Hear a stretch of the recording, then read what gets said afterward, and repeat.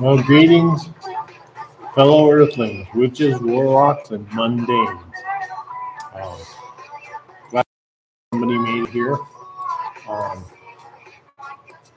My name is Kenneth Johnson, aka Therios Pendragon of Stormwyrm Forge.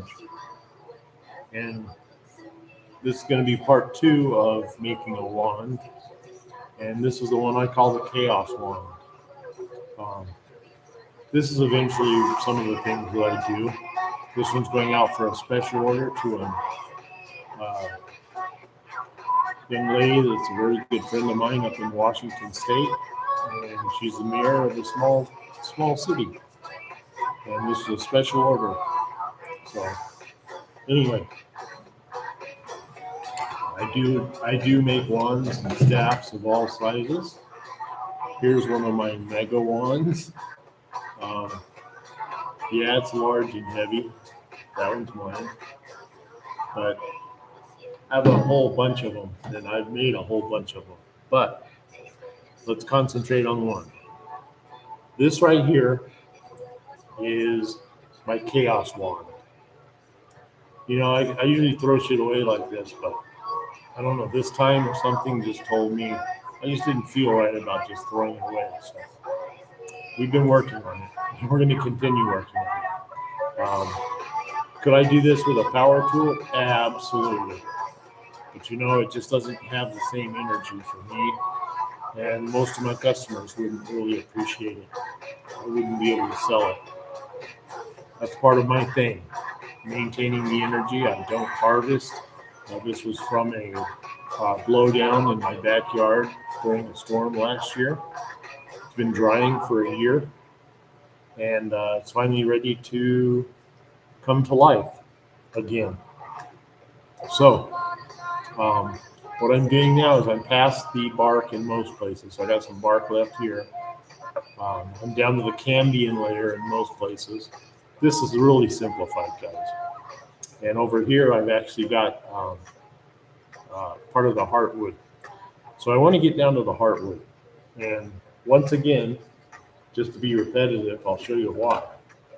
I had a wand here that I was making last month.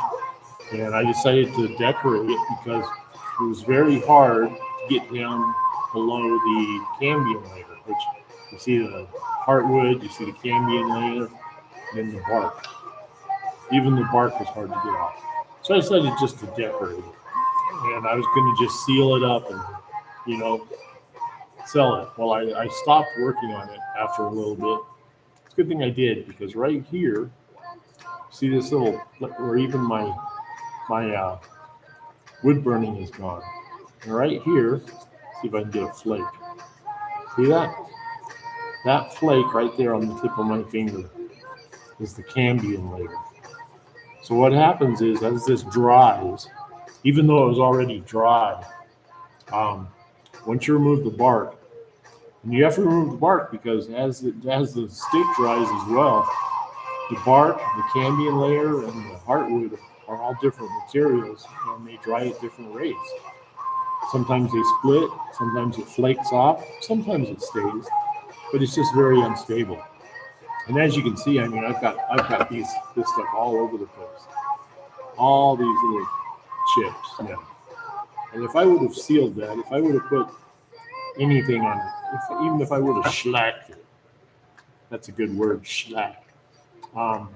It would have chipped off and taken the coating with it. So I don't do that anymore. I've learned the hard way. After a customer comes back to you after a year, they're never pissed, but they want to know if I can fix it. Well, I can fix it by stripping it, which I should have done in the first place.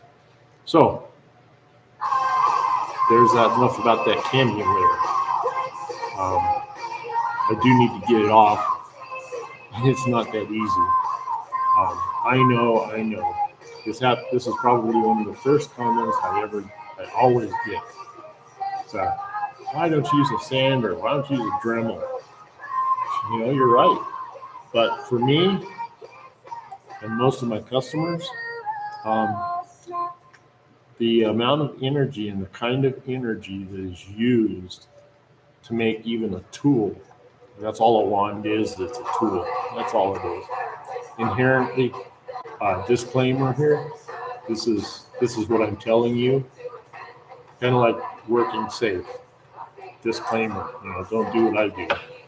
Typically, it's not like a certain kids movie or teen movie where a magic wand can be picked up by anybody and then it blasts with a fireball. It may be able to blast with a fireball, but not by just picking it up. It's a focus tool. A wand is an instrument that is used to focus energy that is channeled by the user. So inherently, it doesn't have any energy itself. You don't even really need, like, if they're casting a circle, and the reason for casting a circle for a witch is that's the circle of protection, and that typically keeps everything out, all the negativity that's not part of the ritual, out of the circle. That's all it is. It's an energy field.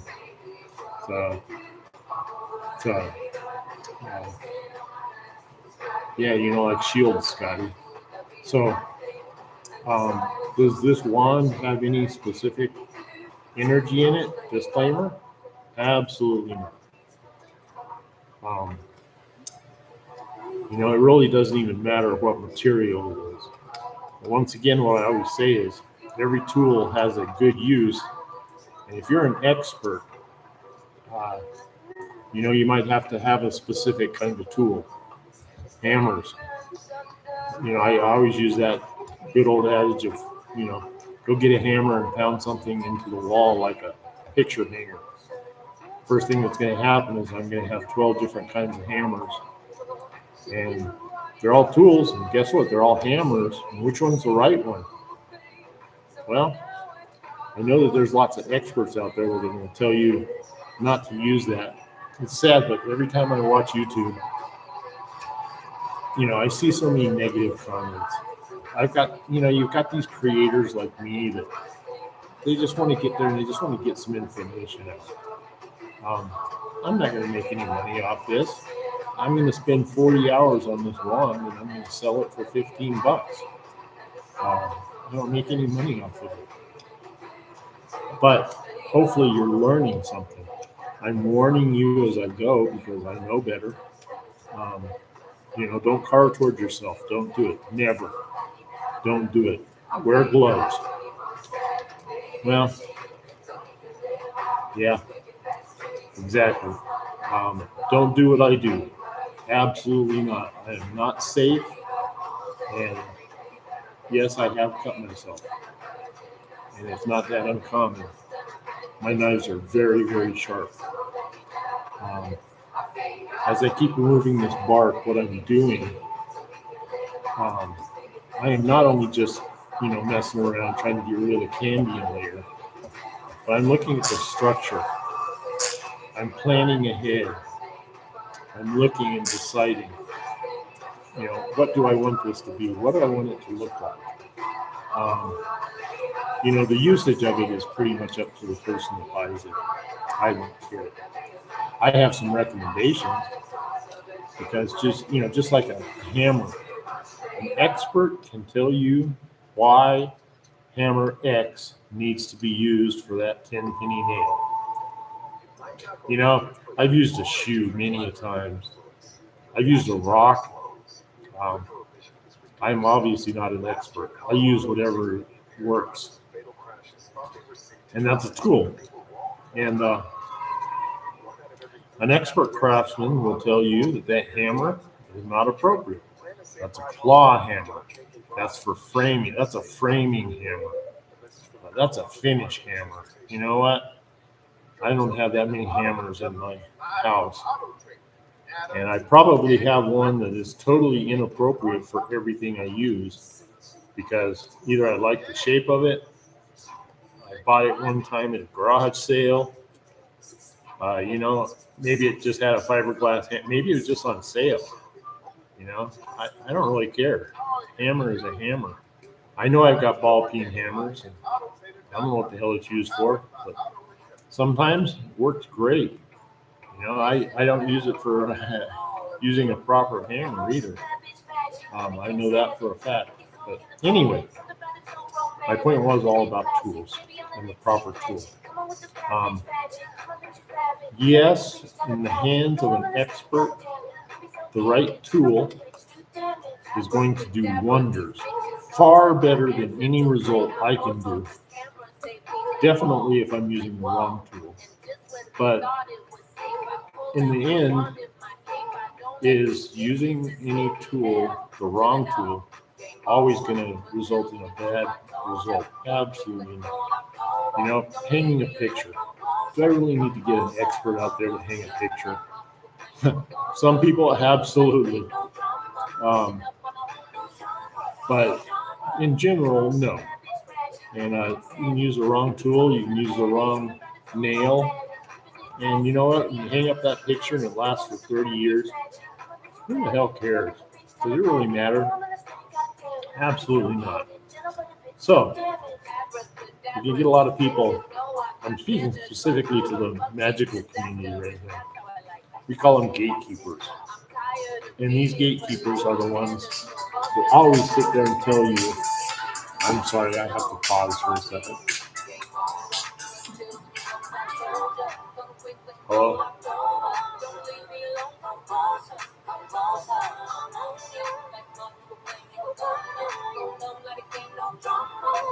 Okay. Spam. Nobody ever calls my phone, so that's why I've done that. That's a bad thing to do. Bad mojo. Bad thing. Nobody live, so you know what? I don't give a shit. If I was actually had people in the room, I definitely wouldn't even have had my phone turned on. Yes, I can talk at the same time as I'm doing this and be safe. Don't do it. Pay attention. Pay attention to what you're doing wholeheartedly. It may seem like a good idea that you don't have to, but please don't hurt yourself. Don't put yourself in a position where there's a chance that you're going to cut off a finger. Just don't do it. And you're going to see people like me that violate their own rule all the time, but don't do it. One of the only reasons right now that I'm still carving for myself, towards myself. You notice I got a bunch of sticks in between me and my hand. That's number one. Number two, I'm also using science. Oh, I know. Science, it was always so archaic, Yeah, great, I could make a litmus paper turn to a purple with a chemical. So what? Let me tell you something. I'm using so much physics right now that it's scary. And I think about that all the time. I really do now. Being a scientist and having so many stupid, ridiculous degrees. I'm using fulcrum. And if you notice, I've got my elbow, I've got it on the arm of the chair. Sometimes you'll see me with it here if I'm using big strokes. But I have it up here. And as I'm carving, even like right now, you'll see my hand in a bad place. I'm not going to have my fulcrum up here. I'm going to actually have it right next to me so that I can carve toward it. See when my knife slips? It stops. In most cases. And there's two reasons for that. First of all, the fulcrum of my shoulder and my elbow joint is in such a place is that if I slip, I'm not going so far. It's like that's where my motion kind of stops. It's a stop. I'm also not using as much pressure as I would. So after many, many long hours of bandaging and putting on steri strips and that kind of shit, I learn pretty fast, and I just don't do it. But man, when you're doing that, you get tired fast because you lock all of the muscles in that whole entire side of your arm and parts of your chest and your back, and that's just out of safety. It's out of personal safety. So, you'll see me doing towards me and away from me. If I know exactly what is underneath it, so I can see on both sides, and I don't like to carve into the wood because I don't want to damage the wood because that's the best part. So I'm kind of careful just to get that cambium layer off. You take a little bit of wood with it, and when we get more towards finishing, I'll show you how I can finish it without sandpaper. There's probably already a lot of people out there saying, "Oh, he's talking about cabinet planing." That's exactly what I'm talking about. Do I use a cabinet plane? No. Cabinet plane on this would just be a pain in the ass. First of all, I don't have any real way to clamp it. And that's not Jed.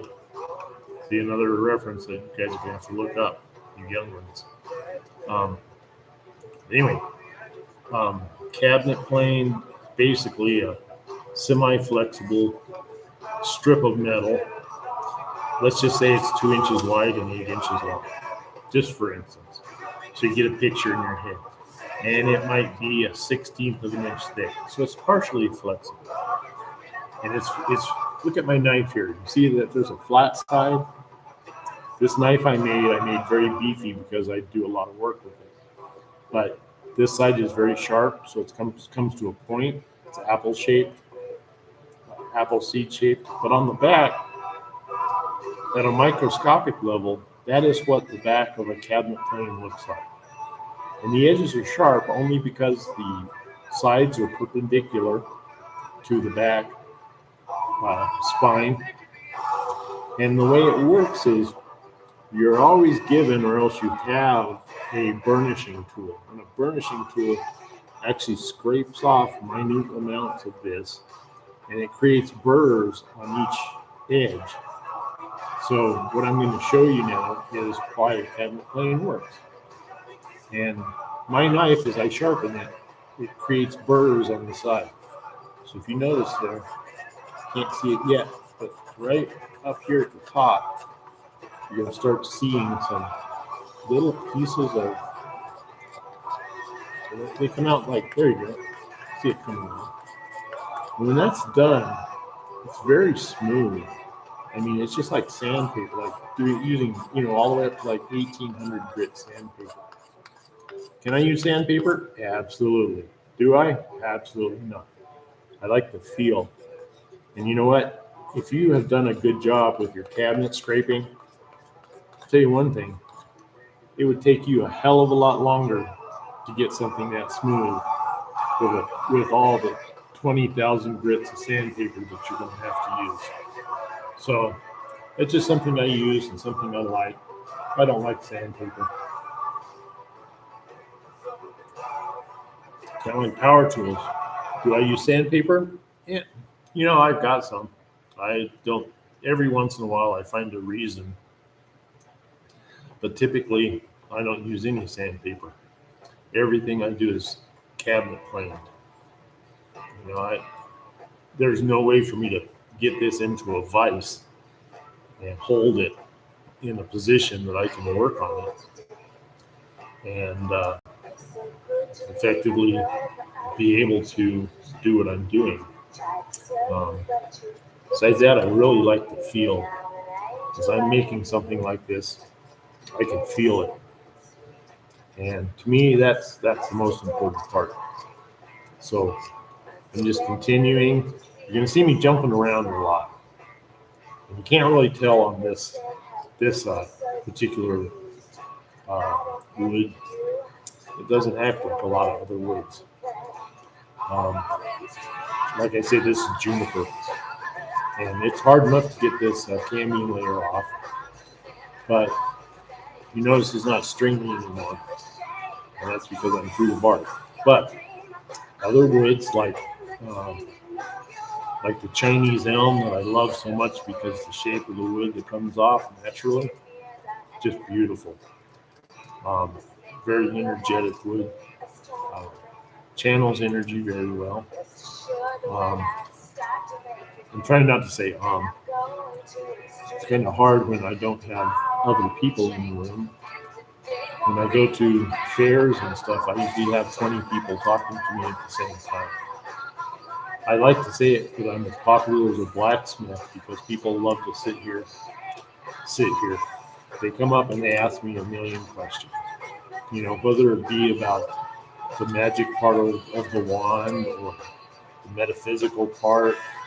They'll ask me why I'm doing this, or parts of the tree. I love to talk, and I can talk at the same time, obviously. And I'm getting pretty good at it. So, where the hell? Anybody hear that train? I just lost my thought train. It's around here somewhere. But I jump around so much, kind of like I do when I cut it. So the reason I'm jumping around, I think that's what it is, on this cambium layer, is it's continuing to oxidize. I mean, I just freshly took off the bark. So right now, the cambium layer is oxidizing as we speak. And it will continue for some time until it gets to a stable. But what's important about that? See that that's what happens to the cambium layer when it oxidizes. Look at that, how easy it comes off. So I know that there's still cambium. And the cambium that's a different color is even easy. I mean, because it dries at a different rate. And as it's oxidizing too, the chemical changes. The bond is changing. And sometimes it gets easier. Sometimes it gets harder. So sometimes, right as soon as I debark it, I want to get down through the cambium. The woods I typically use, it really doesn't matter. In fact, if I leave it longer, it discolors and I can see where it is. Uh, the oak, the oak. Well, the oak's a different story. That's just a bear all the way around. But the elm, uh, it's such a different color, and the color only gets much, much stronger as it oxidizes more and more.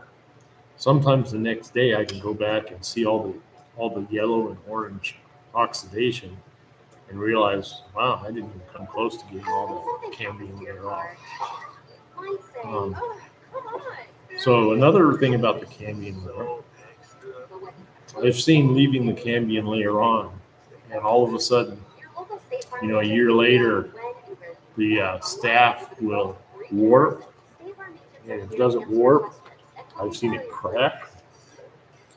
And of course, I've seen it just throw whatever finish I have, just chips right off, just peels right off. But something, so I'll just go on. I pretty much talk about what I'm doing at the time. And that's just for me, it's a good habit. For you, it's probably really freaking boring.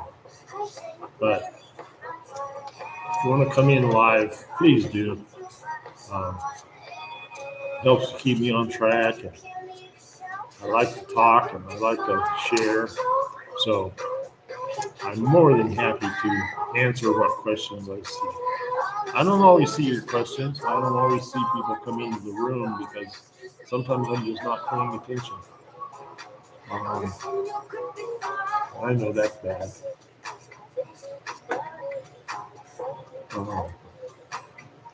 So come in, give me a chat, give me a holler, tell me I'm wrong, tell me the right way to do something, ask me a question, I'll answer it. I'll answer it honestly and truthfully, and that's that. So,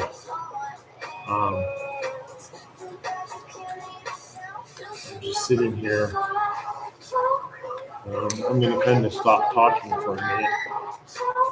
There's nobody in my chat. So I know that this is being recorded.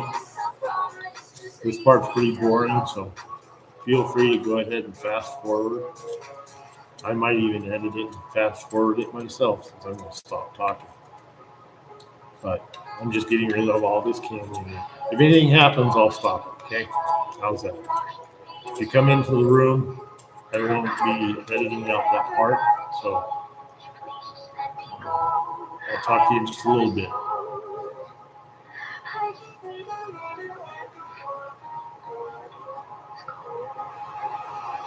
Loosen your grip before I choke.